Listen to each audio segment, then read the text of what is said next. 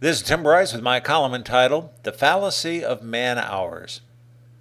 I've never been comfortable with the concept of man hours, not that it's a gender issue, but rather it implies ignorance of how time is used in the workplace and fumbles away some simple management concepts needed to run any business, namely accountability and commitment. Actually, I thought the man hour concept disappeared with the passing of the 20th century, but it appears to be making a comeback.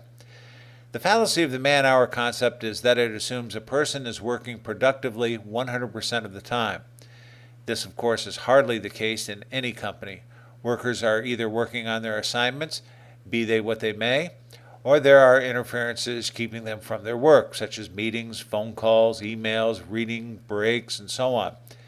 Time spent on work assignments is referred to as direct time, and time spent on interferences is referred to as indirect time. The relationship of direct to indirect is referred to as an effectiveness rate, delineating the use of time during the workday. For example, in an office environment, 5.6 hours are typically spent on direct work and 2.4 hours are typically spent on indirect interferences, assuming an 8-hour business day, or an effectiveness rate of approximately 70%. In no way should effectiveness rate be confused as an efficiency rating. The two are not synonymous. Whereas an efficiency rating measures how well someone performs a task in a given day, effectiveness rate simply measures the use of time during the workday. Effectiveness rate teaches us that a person cannot be 100% effective all the time, which is at the crux of the problem with man hours. Let's go beyond this, though, and show how this simple concept should be applied in the workplace. For example, direct time is the responsibility of the individual worker to manage, and indirect time is the responsibility of the manager to manage. Both direct and indirect time should be recorded either using computer software, such as in a project management system, or with a paper timesheet. To make this work, the individual must participate in the estimating process of an assignment. Instead of an estimate being forced onto a worker, as in a micromanagement scenario, the worker is asked to consider the complexity of the assignment and make a personal commitment in terms of the direct hours needed to complete the task. As work progresses, the worker posts his or her time to the timesheet or screen and updates the amount of time remaining on a given task, not in terms of percent complete, but by the number of direct hours remaining, also known as estimate to do. This emphasis on estimating and reporting direct hours means the individual must supervise him or herself. Thereby, the manager spends less time supervising the worker. In other words, workers are treated like professionals and are expected to act as such in return. Because the manager is responsible for managing the work environment, he or she monitors and controls the worker's indirect time. Again, it should be remembered that a person cannot be 100% effective. If pushed too hard, the worker may start to make mistakes or accidents, which would certainly be counterproductive.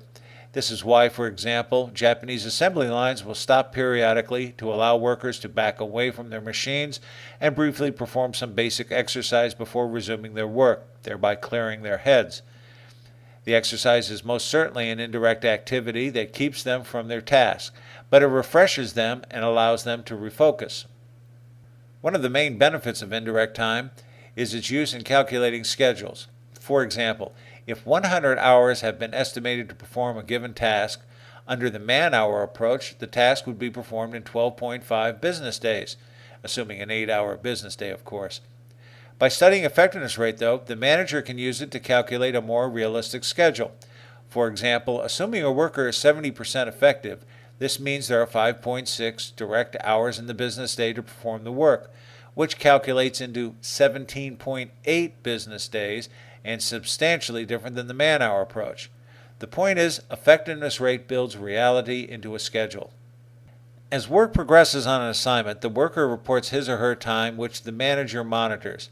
If the manager observes the worker's effectiveness rate dropping, he will endeavor to determine the reason why and exercise authority to try to raise it, within reason, of course, in order to keep the schedule on track. For example, the manager may instruct the worker to minimize personal phone calls and attendance at meetings.